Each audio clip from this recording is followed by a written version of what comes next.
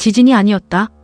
390명 사망 1,400명 실종 히말라야 붕괴의 진실. 여러분, 지금 이 순간에도 히말라야 산자락에서는 1,400명이 넘는 사람들이 실종된 채 발견되지 못하고 있습니다. 390명 넘게 숨졌고 그 시신들 중 상당수는 진흙과 바위 속에 파묻혀 영영 찾지 못할 수도 있습니다. 그런데 이 재난의 시작이 지진도 폭우도 아니라 얼음이었다는 사실 알고 계셨나요? 오늘은 네팔과 티베트 국경을 덮친 이 초대형 재난이 왜 일어났는지, 그리고 이게 정말 저 먼 나라만의 이야기인지 함께 짚어보겠습니다. 지난 8월 26일 현지 시간 오전 8시 40분경 네팔과 중국 티베트 접경 지역에서 갑작스러운 산사태와 함께 거대한 홍수가 마을들을 덮쳤습니다. 처음 각국 지진 당국은 규모 4.4의 지진이 감지됐다고 발표했는데 이후 미국 지질조사국이 다시 분석한 결과 이건 지진이 아니라 빙하와 안반이 무너지면서 생긴 충격파였다는 게 드러났습니다. 실제 규모로 환산하면 5.2에 해당하는 어마어마한 진동이었습니다. 위성사진을 분석한 전문가들은 7,000m급 봉우리인 랑탕리롱 북쪽 경사면에서 폭 600m에 달하는 거대한 얼음덩어리와 그 옆에 비슷한 크기의 안반이 통째로 무너져 내렸다는 사실을 확인했습니다. 산 하나가 통째로 깎여나간 겁니다. 이 얼음과 바위 덩어리는 렌데콜라강으로 쏟아지면서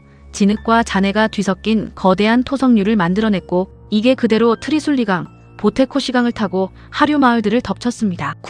국제통합산학개발센터, 그러니까 ICIMOD의 발표에 따르면 불과 30분 사이에 하류의 강수위가 7에서 9m나 치솟았다고 합니다. 상상해보세요. 아파트 3층 높이의 물과 진흙이 30분 만에 마을을 집어삼킨 겁니다. 마을 주민들은 대피할 시간조차 없었습니다. 다리가 통째로 떠내려가고 트럭과 자동차가 종이 조각처럼 휩쓸려갔으며 국경을 잇던 우정의 다리마저 무너졌습니다. 실종자 중에는 500명이 넘는 외국인과 순례객도 포함돼 있어서 전 세계가 이 사고를 주목하고 있는 상황입니다. 그렇다면 왜 하필 지금 이 거대한 얼음이 무너져 내린 걸까요? 영국 남극조사국의 빙하학자 해미시 프리차드 박사는 붕괴 이틀 전 이 지역 지표면 기온이 최근 2년 사이 최고치를 기록했다고 밝혔습니다. 높은 기온이 눈을 약화시키고 빙하 틈새인 크레바스에 물이 차오르게 만들었으며 결국 얼음과 안반을 붙잡고 있던 접착 역할을 하던 얼음 자체가 녹아버렸다는 겁니다. 킬 대학교의 지형학자 리처드 월러 교수는 이런 현상을 얼음으로 채워진 균열이 접착제처럼 안반을 붙잡고 있다가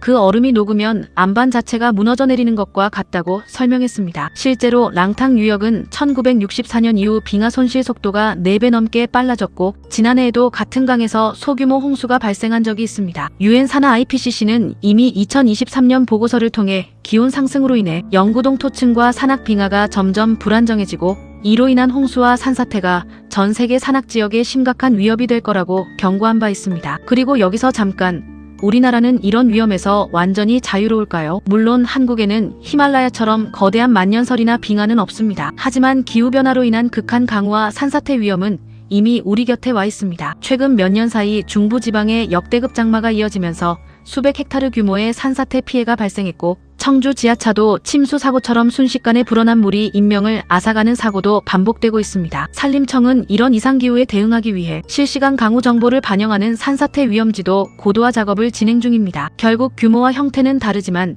지구온난화가 만들어내는 극한 기상현상 앞에서는 어느 나라도 안전지대가 아니라는 게 이번 네팔 참사가 우리에게 주는 메시지입니다. 그렇다면 우리는 이런 거대한 문제 앞에서 아무것도 할 수 없는 걸까요? 사실 지구온난화의 속도를 늦추는 건 각국 정부와 기업의 몫이 크지만 우리 개개인이 일상에서 실천할 수 있는 작은 습관들도 분명히 의미가 있습니다. 예를 들어 에어컨과 난방 온도를 여름엔 조금 더 높게, 겨울엔 조금 더 낮게 설정하는 것만으로도 가정에서 배출되는 온실가스를 줄일 수 있고 가까운 거리는 자동차 대신 걷거나 자전거, 대중교통을 이용하는 습관도 큰 도움이 됩니다. 또 일회용품 사용을 줄이고 텀블러나 장바구니를 챙기는 작은 실천, 그리고 사용하지 않는 전자제품의 플러그를 뽑아두는 것 같은 습관들이 쌓이면 결코 작지 않은 변화를 만들어냅니다. 무엇보다 중요한 건 이런 재난이 남의 나라 이야기가 아니라 우리 모두가 함께 살아가는 하나의 지구에서 벌어지는 일이라는 걸 잊지 않는 태도라고 생각합니다. 다시 네팔 이야기로 돌아가 보면 전문가들은 앞으로도 이런 붕괴와 홍수가 반복될 수밖에 없다고